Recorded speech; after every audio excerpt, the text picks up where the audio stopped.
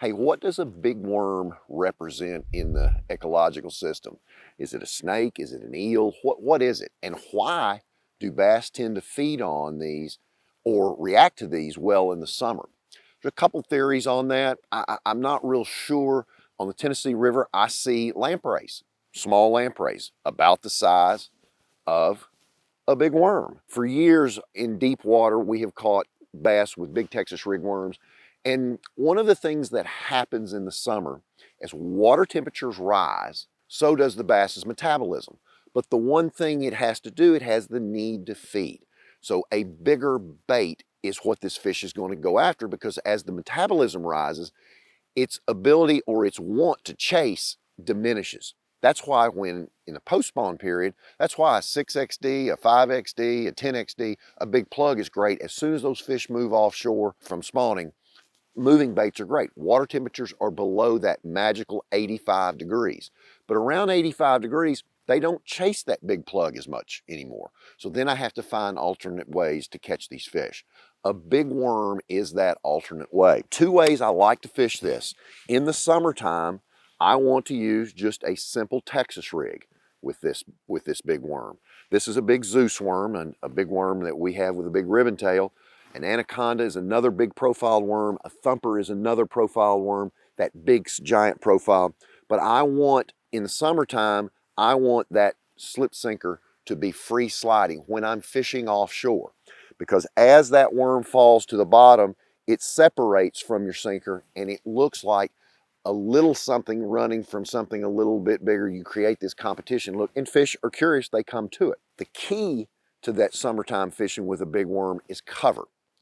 They move next to the couch. They're not going to get outside the air condition, so to speak. These fish move into a condominium, a brush pile, a lay down tree, a stump, a rock, something offshore. That's where they move to, and they're not going to chase a lot. They need to feed. The water temperature is warm, so they're going to eat what comes by them. So the number one presentation that I have at that time of year is make the cast, find that piece of cover, and it's simple. Leave that worm in the cover.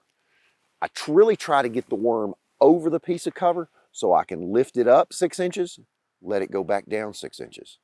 Lift it up 6 inches, let it go back down 6 inches. Just in a rhythmic, easy up and down. Not having to shake it real hard or anything. But what will happen after a minute or so, I'll lift it up 6 inches, it only goes down 3 inches. I just got that bite. That big worm in his condominium makes that fish ease over there. He's an opportunist. He sees that big bait, and a big bait means that he doesn't have to go chase any little minnows or any small bluegill or anything small for a while. He's satisfied with that big meal. In the summertime, big worm fishing is not limited to offshore and deep water. There are specific areas in which we can fish summertime in shallow water areas and shallow water cover. One of those areas is where fresh water is always coming into the lake. Either a river that's coming in, a big creek that's coming in the back of a big major cove. Those freshwater areas hold populations of fish in the summertime. That incoming water has more oxygen. It's generally a hint cooler than the surrounding area. And with all the new technology and all these great depth finders that we have, that shallow water gets forgotten about a lot of times. So what I will do in the summer, particularly the late summer, is I will take that very same big worm that we were offshore with, Texas rig it again, but I want a Strike King weight stop on here so that this is one single unit so that I can keep the worm and sinker and hook all together. Cuts down on hang-ups and it gives me better feel. But what I'm doing in the back of those creeks where that incoming fresh water is I'm doing the same technique. I'm flipping and pitching that next to a big log, a big stump, big heavy piece of cover, and I'm not doing a lot with it. I'm getting it in that stump, keeping in that stump, and just vertically lifting it the same way I did in that deep water. Lift it up 4 or 5 inches, set it back down. Lift it up, set it back down.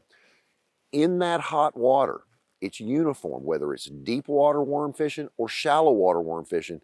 The size of this worm, this big bulky bait, is what they're after.